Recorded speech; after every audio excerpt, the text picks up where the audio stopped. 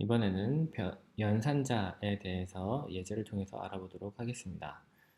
연산자에는 산술 연산자, 비교 연산자, 그리고 논리 연산자 이렇게 있고, 그 다음에 할당 연산자 외에도 몇 개 더 있는데요. 여기서 가장 많이 사용되는 것은 할당 연산자, 산술 연산자, 비교 연산자, 논리 연산자입니다. 그럼 이런 것들에 대해서 한번 보도록 하겠습니다. 먼저 산술 연산자는 우리가 수학에서 사용하는 여러 가지 연산자들이 있습니다. 더하기, 빼기, 나누기, 곱하기. 이 네 개 외에도 파이썬에서 정의하고 있는 목 연산자, 나머지 연산자, 승수 연산자라고 하는 것이 있습니다. 어, 수학에서 사용되는 기본적인 연산자들은 그 기능이 똑같고 나누기의 기호만 조금 다르다고 볼 수가 있습니다. 곱셈도 마찬가지고요. 하지만 이것들은 기본적으로 우리가 익숙한 기호들이기 때문에 그 의미 그대로 받아들이시면 되겠고요.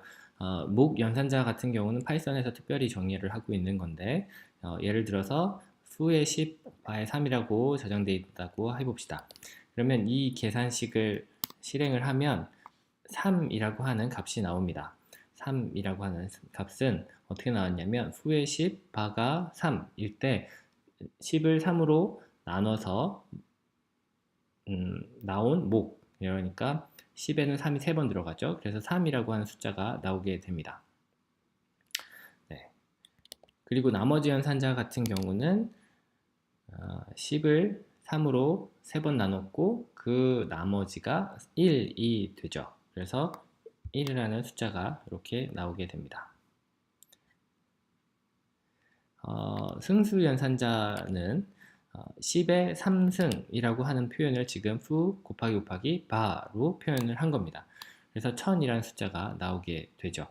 10의 3승 이렇게 몇 승이라고 할 때 그 승수를 뒤에다가 놓으면 승수를 계산을 해낼 수가 있습니다. 그 다음에 비교 연산자는 일반적으로 수학에서 보는 크다, 작다, 같거나 작다, 크거나 작다, 네. 그런 표현들은 모두 다 활용을 할 수가 있고요. 대신 다르다 또는 같다라고 하는 표현이 할당 연산자하고 같이 표현을 해야 되기 때문에 명확하게 표현을 해야 되기 때문에 이렇게 같다는 기호를 는을 2번 사용을 하고 있습니다. 그럼 같다와 다르다를 한번 보도록 하죠. 같다와 같은 경우, 같다는 이제 fu와 바를 비교를 해서 양쪽, 왼쪽과 오른쪽이 서로 같은 값이면 true를 표현을 하게 되겠습니다. 그러니까 참이라고 하겠죠. 그리고 fu와 느낌표는 바라고 표현을 하면 왼쪽과 오른쪽이 서로 다르다. 그때 참을 표현을 하도록 할 겁니다. 그러면 fu는 10이기 때문에 바와 다르죠. 그러면 처음에 있는 문장은 false, 그 다음에 두 번째 문장은 참이라고 표현을 하겠습니다. 그래서 false true라고 표현이 된다는 것을 이제 확인을 했습니다. 그 다음에 and, 논리 연산자에서 and, or라고 하는 값이 있는데 여기에서 보면 foo, 그 다음에 바, 그 다음에 foo 느낌표는 바라고 표현을 해놨습니다. 여기 and라고 하는 거에서는 왼쪽과 오른쪽 동시에 라고 할 수 있죠. 그러면 이 두 개의 연산이 fu는 바 또는 fu가 바가 아니다 라고 하는 이 두 개의 연산이 참일 때만 이 두 개 전체가 참이 되는 겁니다. 그 다음에 o라고 하는 연산은 둘 중에 하나라도 참이면 참이라고 표현을 하는 거죠. 자, 그러면 이 두 개의 식을 한번 생각을 해보겠습니다. fu는 바라고 했을 때 이것은 부정이죠. 그 다음에 fu가 바가 아니다 라고 했을 때 이것은 참입니다. 그러면 and로 연산이 묶여 있기 때문에 왼쪽이 거짓이고 오른쪽이 참이니까 거짓이 나올 겁니다. 그 다음에 fu 바가 왼쪽은 이제 or 연산을 봤을 때는 왼쪽이 거짓, 오른쪽이 참이기 때문에 이 두 번째에서는 참이 나오게 될 겁니다. 네, 그럼 false true 우리가 생각한 대로 그대로 출력이 되고 있는 것을 볼 수가 있습니다. 그러면 not 연산을 한번 보도록 하죠. 이 fu와 바에서 or 연산을 한번 그대로 가져오겠습니다.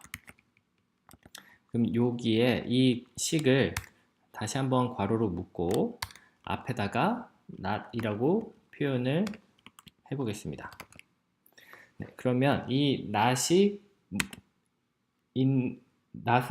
뒤에 있는 이 두 개의 수식은 true라고 하는 값을 갖고 있었는데 그 true에 not을 붙였습니다. 그러면 이제는 출력해야 되는 값이 부정이니까 true를 부정하고 있으니까 false가 나오게 됩니다. 다음은 할당 연산자를 알아보도록 하겠습니다. 할당 연산자는 8번, 9번 줄에서 이미 우리가 한번 사용을 했는데요. 10이라는 숫자를 fu에다 저장을 하기 위해서 는이라고 하는 연산자를 사용을 했습니다. 오른쪽에 있는 것은 수식일 수도 있고 변수일 수도 있고 그 조합일 수도 있습니다. 그래서 그 값들을 fu에다 저장을 한다라고 했을 때 이 할당 연산자를 활용을 하게 됩니다. 자, 할당 연산자 fu 한 번 더 다른 예를 보도록 하죠. fu 나누기 바. 네, 그 다음에 더하기 fu.